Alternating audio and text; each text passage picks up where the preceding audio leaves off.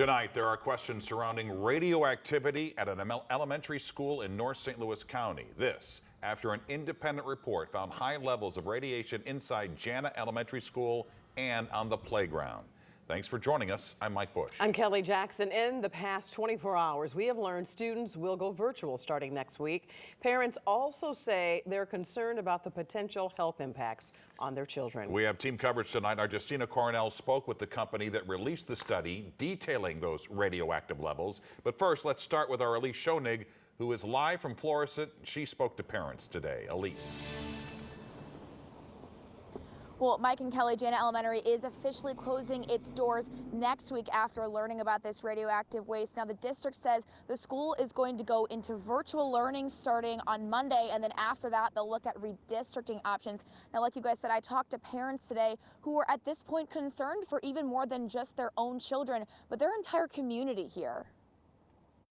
Could they get cancer? Could they get some other kind of disease that they can't be cured from? Patrice Strickland is one parent still filled with questions. I didn't think that it was safe. I didn't think that the building was going to be safe. Once Strickland heard there was even the slightest possibility Jana Elementary had radioactive waste, she put her kids in virtual learning back in August. I didn't know anything about it until the reports came out in June. And then I started looking into it and I was like, oh my God, this has been going on for a really long time. The Boston Chemical Corporation found high levels of radioactive waste inside Jana Elementary and on its playground. Parents packed a school board meeting Tuesday night where the Hazelwood district said it would close the school next week.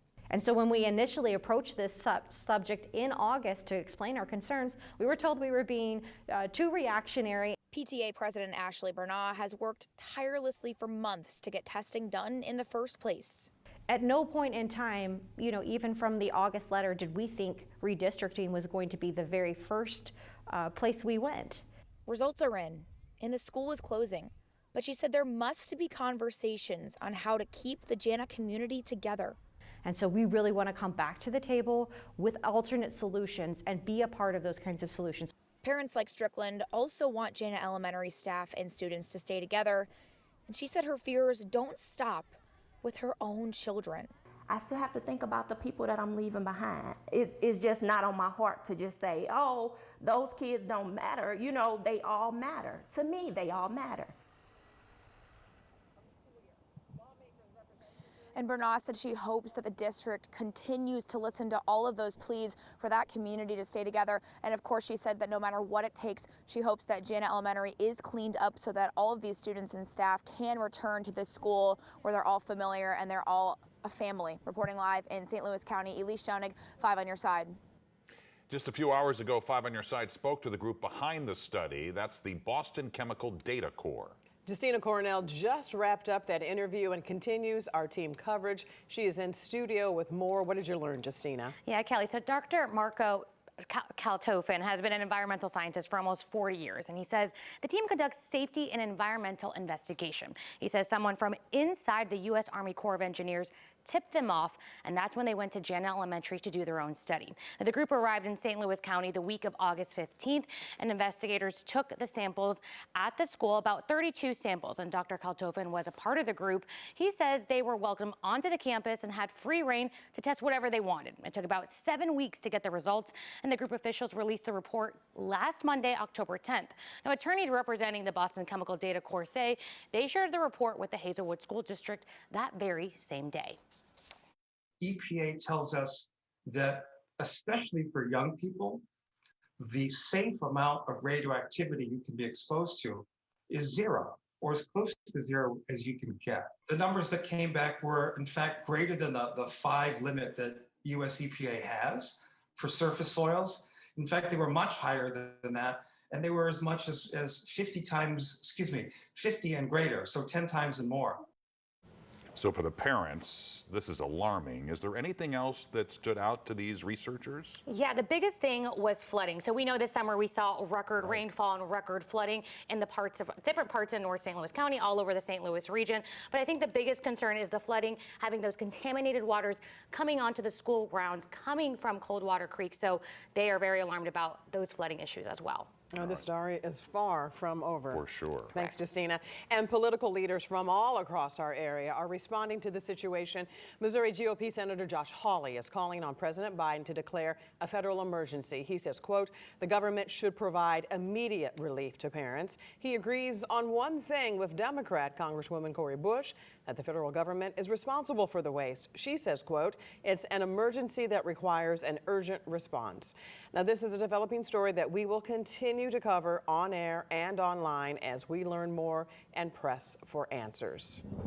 Let's talk about our weather now. It has been another cold day around the bi-state, but there's some good news. We do not have that freeze warning tonight. Yeah, meteorologist Jim Castillo with our Weather First team is here. And Jim, we know things are going to start to warm up. Yes, in fact, dramatically by tomorrow afternoon. But this morning was the coldest. You know, St. Louis was 31 at Lambert and then 23 degrees even at Chesterfield.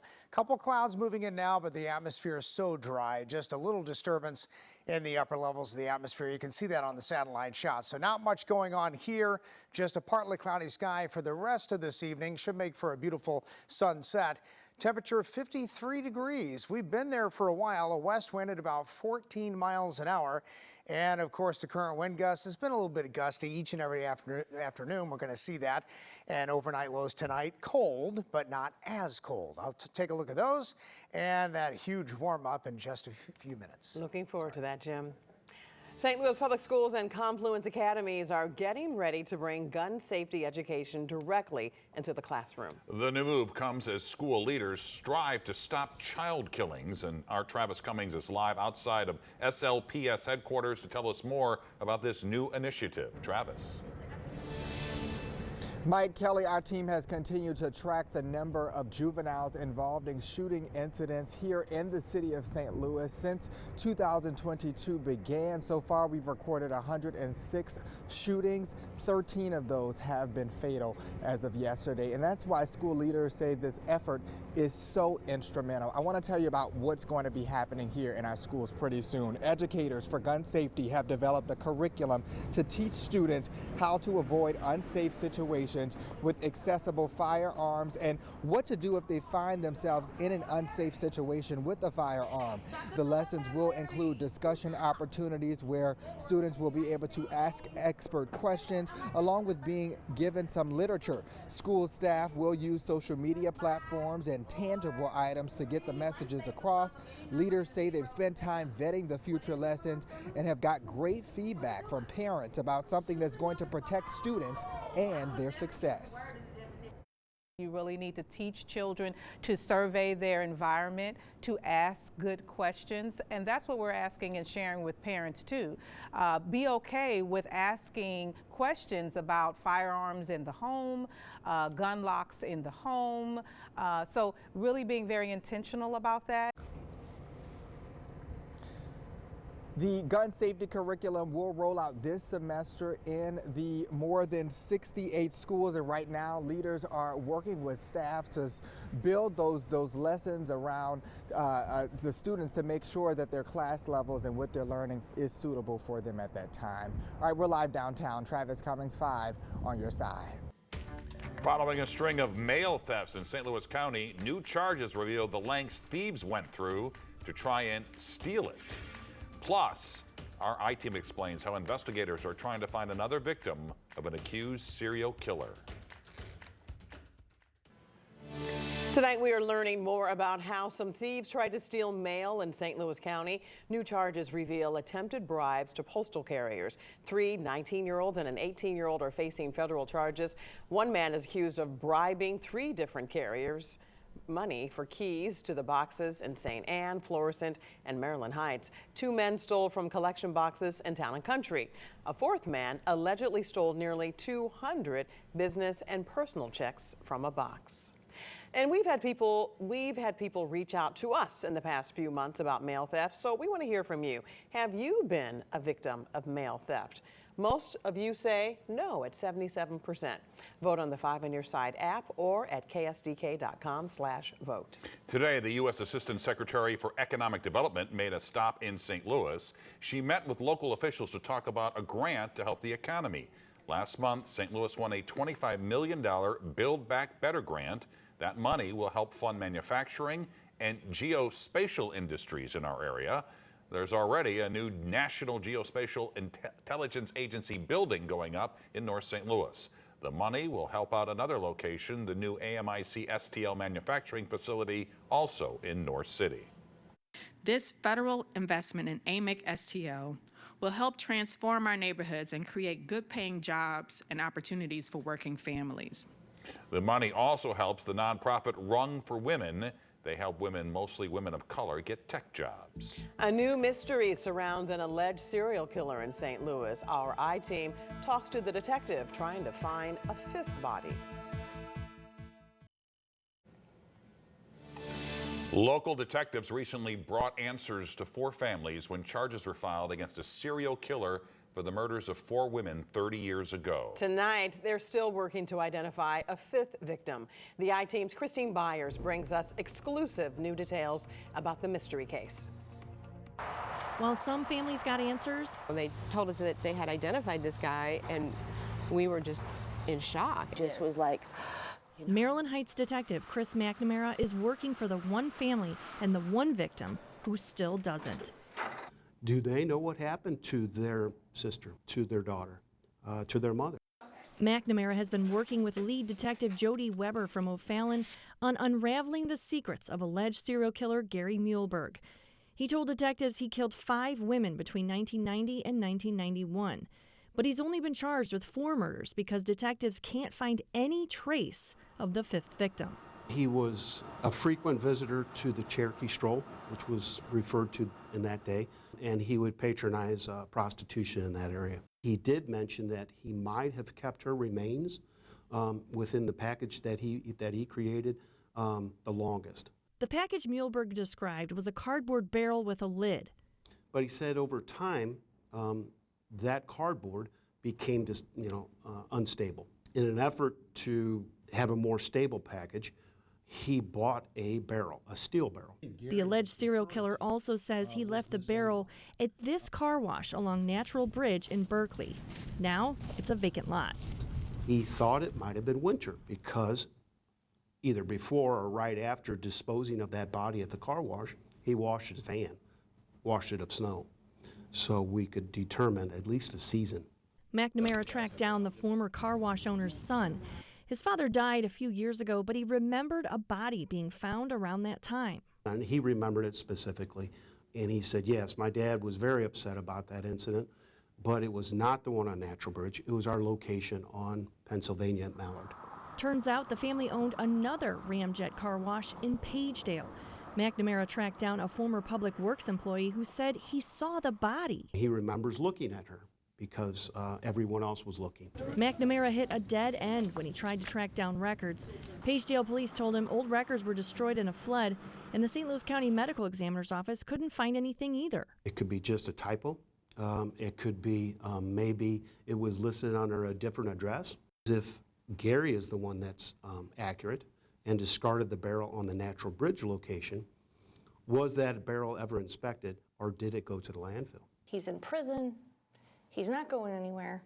So why put so much focus on it? It's just as important as someone that is not in prison. These are cold cases, and they're not forgotten.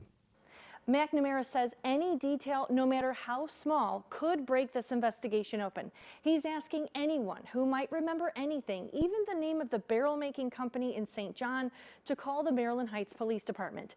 You can find the number along with more information about the car wash on KSTK.com.